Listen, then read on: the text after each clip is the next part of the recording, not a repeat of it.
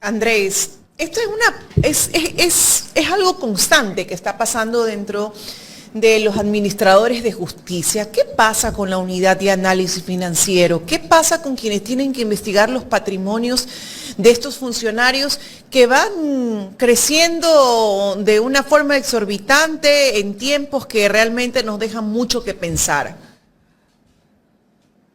Bueno, mi querida Carlita, esta es una pregunta para el señor Julito Neira, que entiendo yo que está en los Estados Unidos seguramente preparándose para el segundo partido de la selección junto con el presidente Daniel Noboa y la encargada de negocios en los Estados Unidos, la señora de apellido Peña, que es la hija del presidente del Banco Ecuador. No podría responderte yo a ciencia cierta esto. Lo que podemos plantear acá es algunas líneas que llaman poderosamente la atención. Por ejemplo, ya hay incumplimientos de los acuerdos mutuos o de la evaluación mutua, que es básicamente los reportes que hace la unidad de análisis financiero con el GAFI y el GAFILAT, que es el Grupo de Acción Financiera a nivel internacional y el Grupo de Acción Financiera a nivel latinoamericano. El Ecuador atraviesa por algo que se llama informes de evaluación mutua. Estos informes de evaluación mutua analizan, digamos, cuánto avance ha tenido el país en el combate y erradicación del lavado de activos, prevención del lavado de activos en el territorio nacional. Y en el último informe nosotros tuvimos grandes deficiencias, sobre todo en el diseño institucional. ¿Qué quiere decir esto? Que no teníamos capacidad técnica para combatir y disuadir el presunto delito de lavado de activos en el territorio nacional.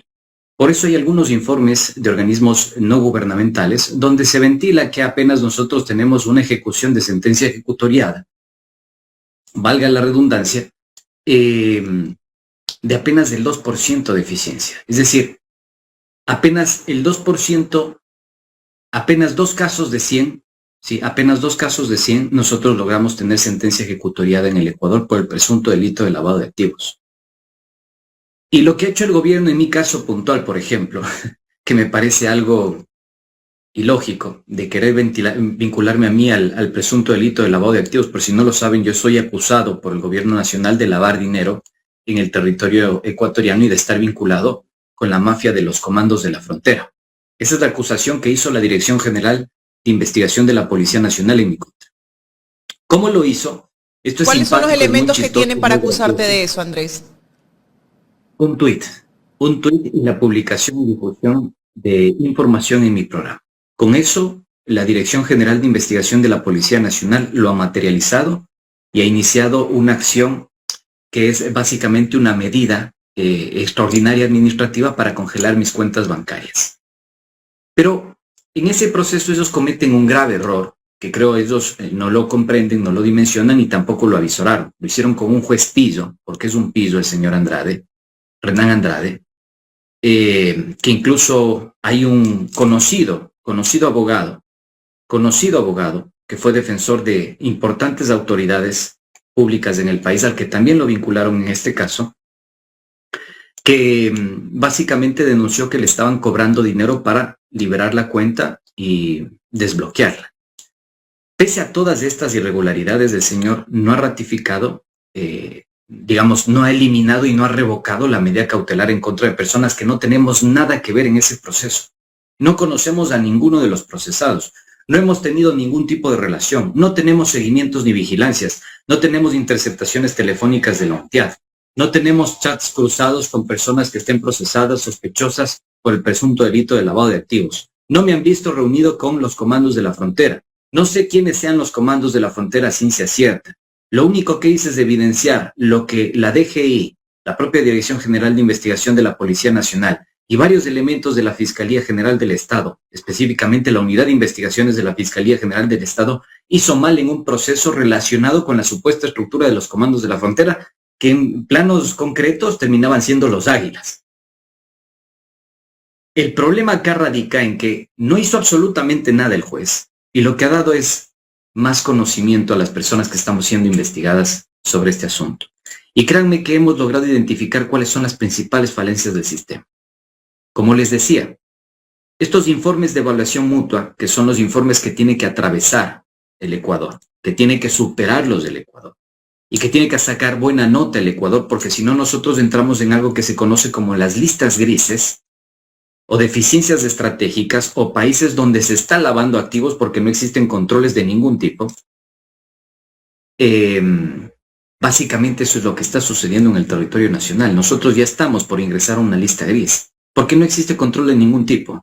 Porque, por ejemplo, en el caso de la fiscal de la provincia de Manabí, de la ciudad de Manta, tenía vinculación directa con Inepaca. Inepaca tiene a su vez a un propietario. El propietario es la empresa domiciliada en Panamá que se hace llamar Estrella Blanca de Panamá. Ese es el verdadero propietario de Inepaca. Un paraíso y refugio fiscal en el país de Panamá. Lo que pasa es que Noboa hizo una maniobra. Sacó de la lista de paraísos fiscales a Panamá.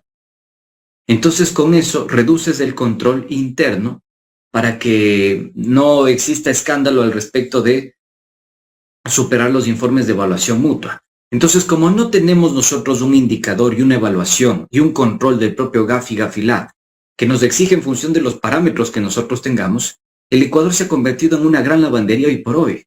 Por eso es la disputa y la violencia que vivimos en el territorio nacional. Y les voy a anticipar algo, y guarden esto, porque se va a cumplir como todo lo que hemos pronosticado en el país.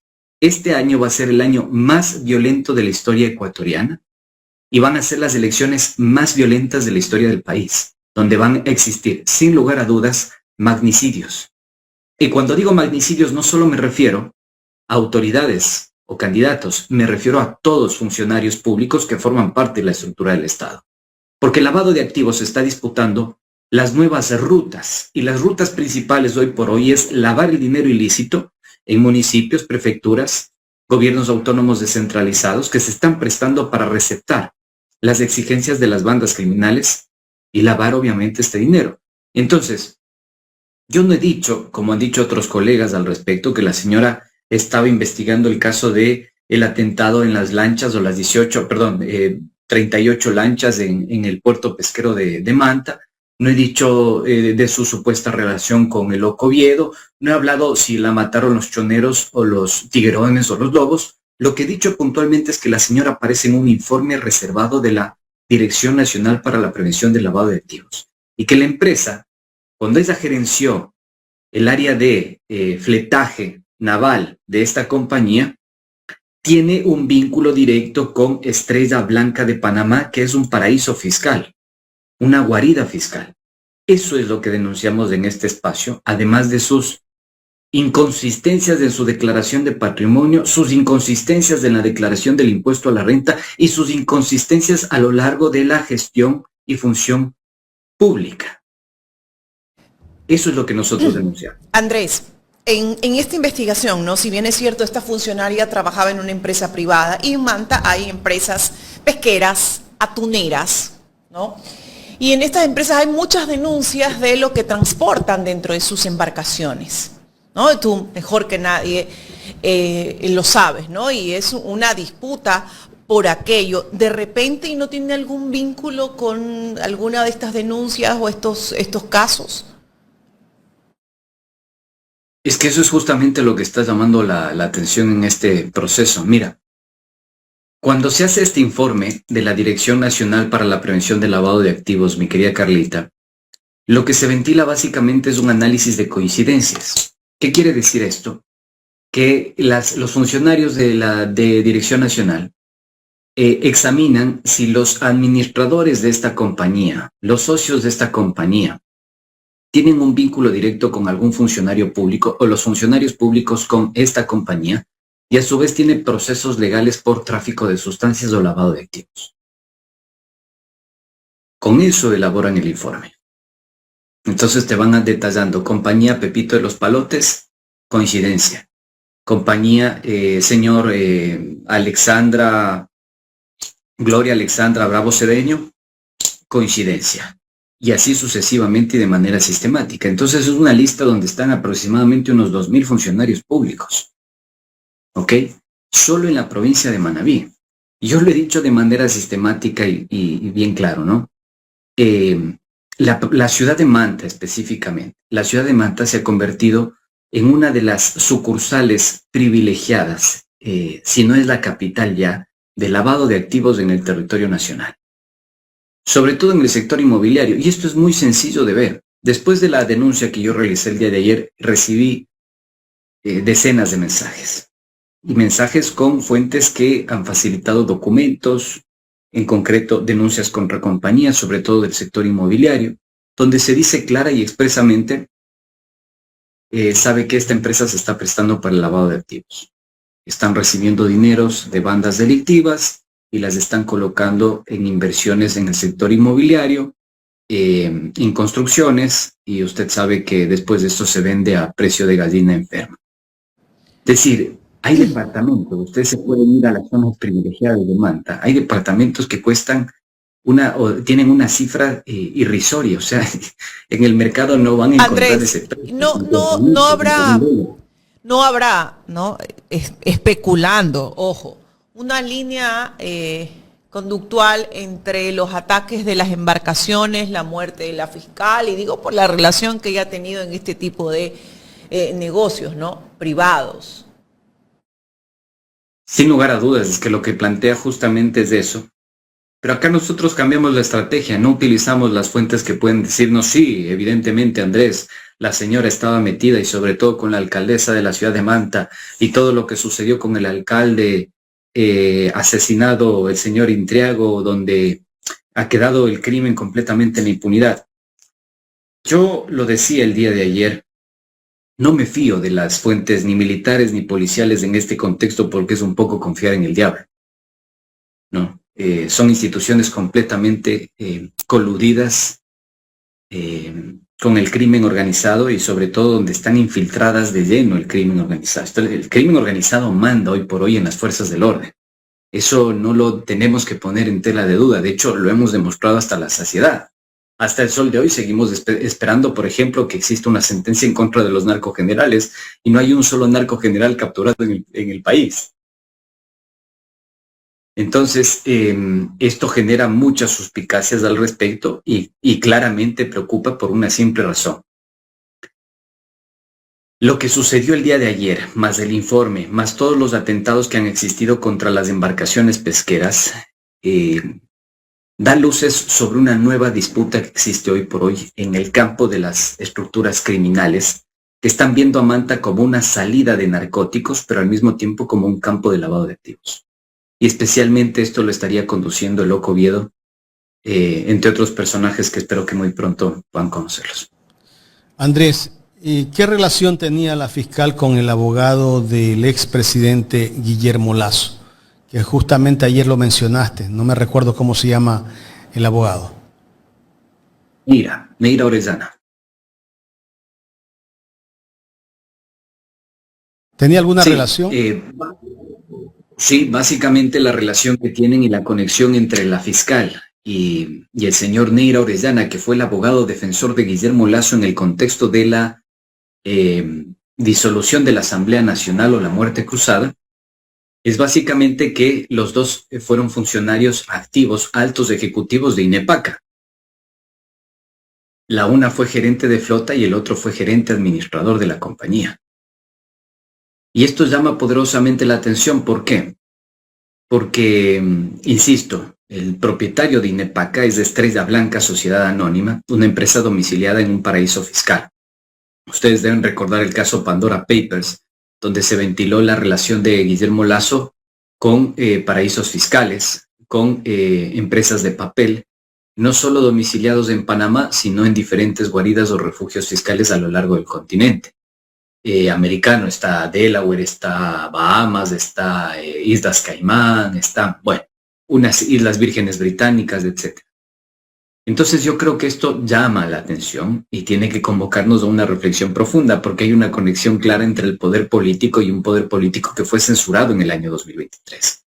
El señor Neira Orellana fue abogado defensor del señor Lasso, condujo el proceso de juicio político, es decir, defendió el proceso de juicio político, donde se estaba denunciando básicamente la vinculación del presidente Guillermo Lasso con estructuras criminales a través de su cuñado, el señor Danilo Carrera Dredd, que dicho sea de paso, hasta el sol de hoy tampoco tenemos claridad sobre lo que sucedió. Es terrible. Pasemos a otro, no sé si tengamos algo más de este tema. Andrés, ¿quieres acotar algo más? Porque me gustaría tocar, aunque sea lo último que ha ocurrido con el caso Mónica Silva, ¿no? Este fin de semana y hasta el momento. No sé si tengas información sobre ese tema. Sí, solo cerrar con esto, decirles que en los próximos días tendremos más información al respecto de este caso. Insisto en la reconfiguración de las estructuras criminales en Manta a partir de la detención de Fito y a partir del asesinato de alias Mexicano. Que quiero decirles algo, o sea, siguen siendo estructuras locales. No es que sean las grandes estructuras del crimen organizado, porque a la final sirven de logística. Esto creo que es importante que lo tengan muy presente, queridos chochólogos. Es una idea que sí me gustaría que quede ahí en la retina, en el imaginario de la gente.